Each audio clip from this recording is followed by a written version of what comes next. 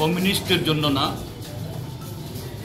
বামপন্থীদের কাছে না, মানব সভ্যতার ইতিহাসে অন্যতম স্মরণীয় যুগান্তকারী দিবস।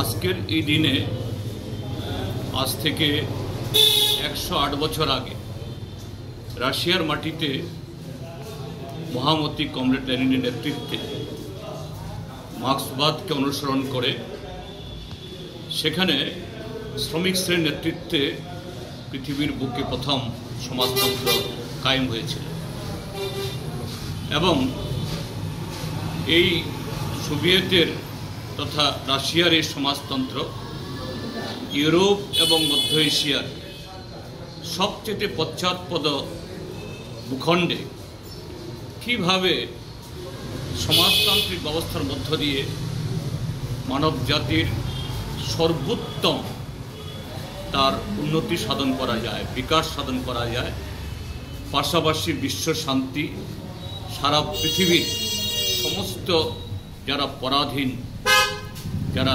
অবহেলিত, তাদের কাছে পথ দেখানো যায়, তার উদাহরণ তারা তৈরি করে গেছে।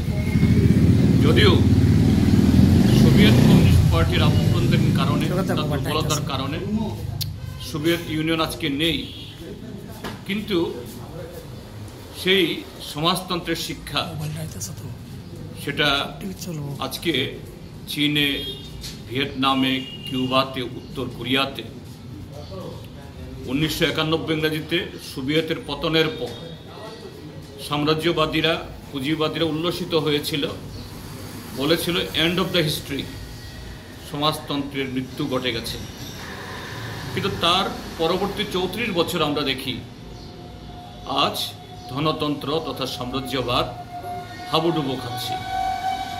সেই জায়গায় উজ্জ্বল মহিমা সমাজতন্ত্রের, তার প্রাসঙ্গিকতা চীন, ভিয়েতনাম, কোরিয়া এবং কিউবা সেই পতাকা উড্ডীন করছে।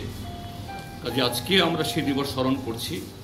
আমাদের দেশেও স্বাধীনতার আজ 7.5 দশক বাদে আমরা যে সংকটের মধ্যে আমরা আবর্তিত হয়ে আছি, তা থেকে বেরিয়ে আসতে গেলে পরে একটাই পথ, সমাজতান্ত্রিক পথ, সমাজ পরিবর্তনের পথ, শ্রমিক নেতৃত্ব।